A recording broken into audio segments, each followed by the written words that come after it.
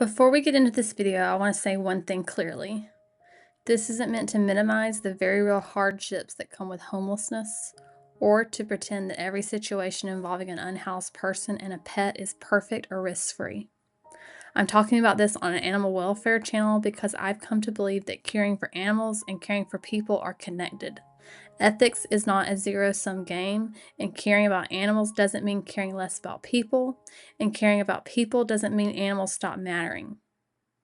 And nowhere is that connection more visible or more misunderstood than when we talk about unhoused people and their pets. This video is about questioning a set of assumptions we tend to make automatically and asking whether those assumptions are actually based on evidence or whether they're driven by a discomfort with poverty. When people see a homeless person with a pet, their reaction is often something like, "That animal deserves better," or "They can't possibly take care of it." These reactions are usually framed as concern for the animal, but these assumptions rarely stop to question the idea that housing status alone determines whether someone is capable of love and responsibility. For many unhoused people, pets aren't accessories or impulsive choices. Research, including a study that interviewed unhoused individuals about what their pets mean to them, found that people describe these animals as sources of routine, emotional grounding, protection, and companionship, often in ways that resemble family relationships rather than casual ownership. This doesn't mean that these relationships are free of hardship, but it does mean they're deeply meaningful. One of the most persistent beliefs is that poverty automatically equals neglect. That if someone lacks housing, they must lack the ability to care properly for an animal. Studies of unhoused pet owners consistently show that many prioritize their animals' needs over their own. People report skipping meals so their pets can eat, seeking out veterinary street clinics, and structuring their days around keeping their animals safe. In many cases, the animals receive more consistent care than the person does.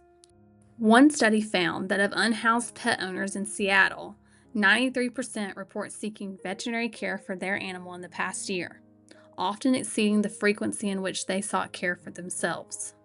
In fact, a 2021 Canadian study found that pets owned by people experiencing homelessness were generally in similar physical condition to pets seen in general veterinary practice.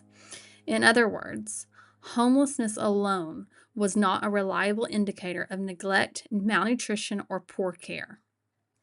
What often gets labeled as neglect is actually the visible reality of poverty.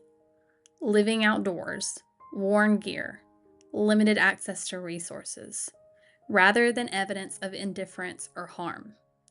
We tend to judge care based on middle-class standards of pet ownership, fenced yards, routine vet visits, and indoor living, but those standards reflect access, not love.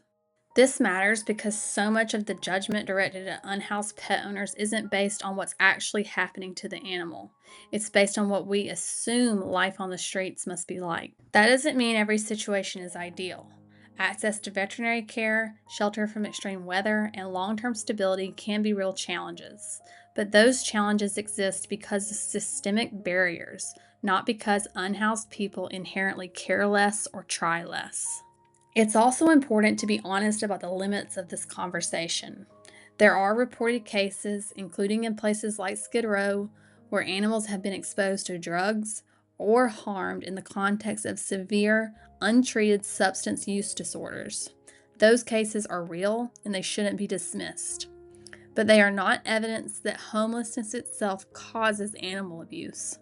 They reflect what happens when people are left without housing, treatment, harm reduction services, or safe places for themselves or their animals. In those situations, both humans and animals are placed at risk not because of moral failure, but because of systemic neglect. One of the biggest barriers is the way our shelter systems are structured. Most emergency shelters don't allow pets at all, or only make exceptions for narrowly defined service animals. That forces people into an impossible choice: give up the animal they rely on for safety and stability, or stay outside. Research consistently shows that many unhoused pet owners will refuse shelter beds if their animals aren't allowed. Not out of stubbornness, but because they don't have a safe place to leave their pets and they won't abandon them.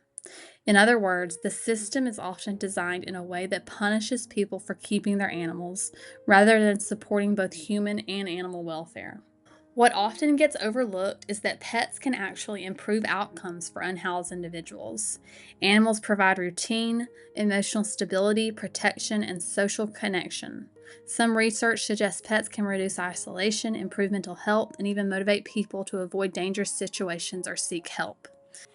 This is where animal welfare and human welfare intersect in a very real way. When shelters exclude pets, it doesn't just affect people. It pushes animals further into instability too. Separation increases the risk of animals being surrendered to overcrowded shelters, rehomed against their owner's will, or euthanized. The harm doesn't disappear, it just gets displaced. Large survey research in Los Angeles County found that between 9 and 12% of unsheltered homeless adults own pets, depending on the year of the count. In that same study, nearly half, about 48% of those pet owners reported being turned away from an emergency shelter specifically because of pet policies that wouldn't allow their animals inside.